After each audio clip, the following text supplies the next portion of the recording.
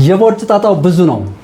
መስቀል አትችሉ፣ ማውረድ አትችሉ፣ መቆም፣ መቀመጥ፣ መነሳት፣ መንቀሳቀስ አትችሉ፣ እንደ ልብ መዝለል አትችሉ፣ ወደ ፈለጋችሁት ማጎንበስ አትችሉ። ቦርጭ ጣጣው ብዙ ነው። እኔ ያኔ ቦርጭ ይህን ያክል በነበረ ጊዜ ተቸግሬ ነበረ። ጫማ ለማሰር የምትፈልጉት እንደዚህ ተቀምጦ ረጅም ሰዓት ይሁን አጭር ሰዓት ቁጭ ብሎ ስራዎቻችሁን በሚገባ ኮምፒውተር ላይ ይሁን ጽሁፍ ላይ ይሁን ሌላም ነገር ላይ ይሁን እንደ ልብ መስራት አትችሉ።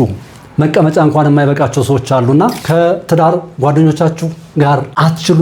ዘር መተካት እንዳትችሉ ያደርጋችኋል። አይነት 2 ስኳር በሽታ፣ ደም ግፊትን፣ ኮሌስትሮልን፣ ልዩ ልዩ በሽታዎችን ያመጣል። ጭንቀትን ያመጣል። ደም ግፊትን ያመጣል።